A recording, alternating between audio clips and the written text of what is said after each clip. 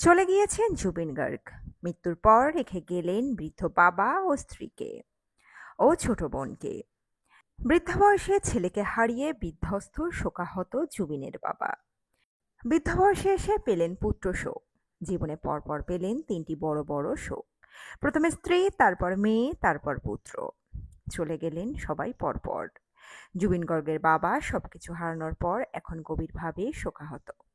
বিস্তারিত থাকছে প্রতিবেদনে। বন্ধুরা, চ্যানেলে নতুন হলে চ্যানেলটি সাবস্ক্রাইব করে রাখতে পারেন ও ভিডিওটি শেয়ার করতে পারেন।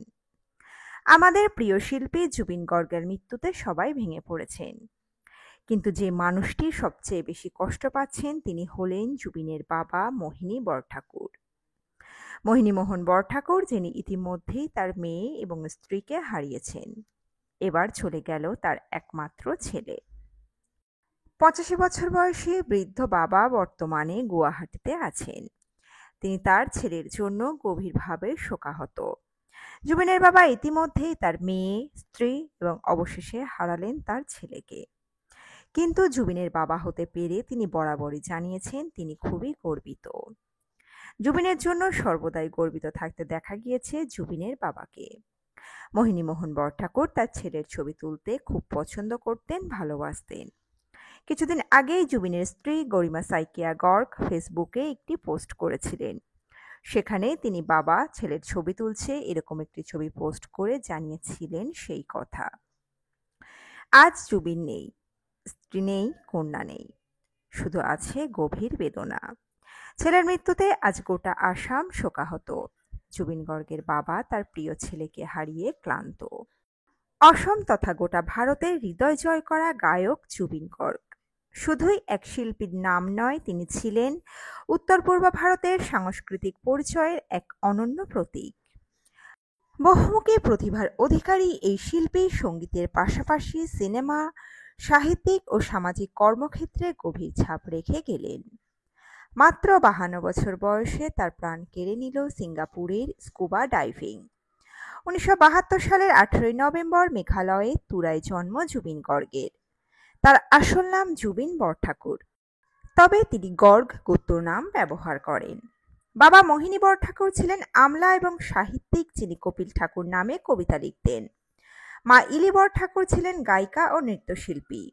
মাই ছিলেন জুবিনের জীবনের প্রথম গুরু। তার ছোট বোন জঙ্কি বরঠাকুরও পরিচিত গায়িকা ছিলেন, যিনি ২০২২ সালে পথ দুর্ঘটনায় মারা যান।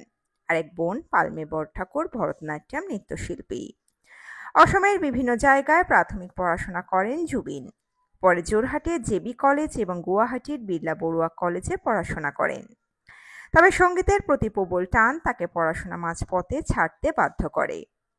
রবীন ব্যানার্জির কাছে তবলা এবং রমণী রায়ের কাছে লোকগান শিখেছিলেন। ১৯৯২ সালে যুব উৎসবে পশ্চিমী ধাঁচের সোলো গানে শোনা জেতা তার জীবনের টার্নিং পয়েন্ট হয়ে দাঁড়ায়। ১৯৯২ সালে প্রকাশিত প্রথম অ্যালবাম অনামিকা জুবিনকে এক ঝটকায় উত্তর পূর্বের ঘরে ঘরে পৌঁছে দেয়। এরপর আর পিছনে ফিরে তাকাতে হয়নি জুবিনকে। ১৯৯৫ সালে বলিউডে পা রাখেন, রেকর্ড করেন চাঁদনি রাত, ফিজা, কাঁটের মতো সব গান। তবে প্রকৃত খ্যাতি আসে ২০০৬ সালে গ্যাংস্টারের আইকনিক গান ইয়া আলী দিয়ে, যা তাকে এনে দেয় গ্লোবাল ইন্ডিয়ান ফিল্ম অ্যাওয়ার্ডস। ২০০৩ সালে মন ছবির মাধ্যমে বাংলা সিনেমায় প্রবেশ করেন। শুধু তুমি, প্রেমী, চিরদিনই তুমি যে আমার সহ একাধিক বাংলা ছবিতে সঙ্গীত পরিচালনা ও গায়ক হিসাবে খ্যাতি অর্জন করেন জুবিন। অসমীয়া চলচ্চিত্রে তার মিশন চায়না এবং কাঞ্চনজঙ্ঘা ছবিগুলি ভিন্ন মাত্রার সাড়া জাগায়।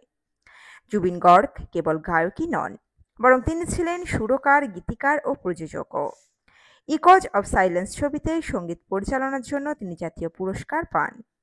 একের পর এক অ্যালবামে তার সৃজনশীলতা প্রতিফলিত হয়েছে। তিনি নিজস্ব প্রযোজনায় দীনবন্ধু, মিশন চায়না, কাঞ্চনজঙ্ঘা ছবিও নির্মাণ করেছেন। জুবিনের স্ত্রী গরিমা সাইকিয়া গর্গ পেশায় খ্যাতনামা ফ্যাশন ডিজাইনার।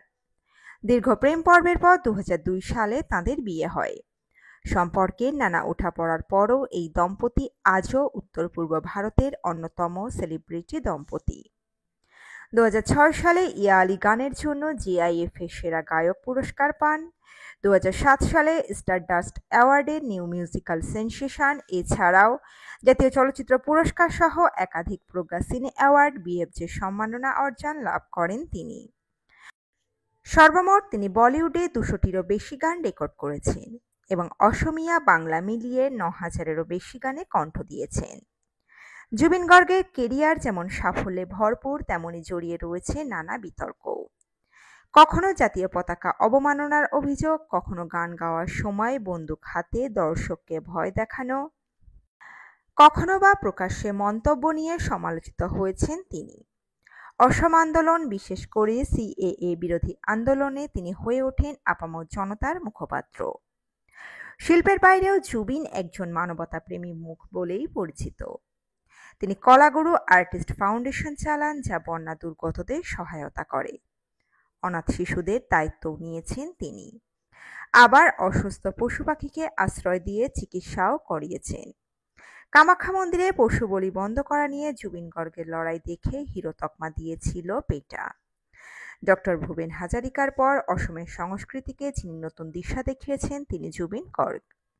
ভক্তদের কাছে তিনি কেবল গায়ক নন, আবেগ, এক যুগের প্রতীক।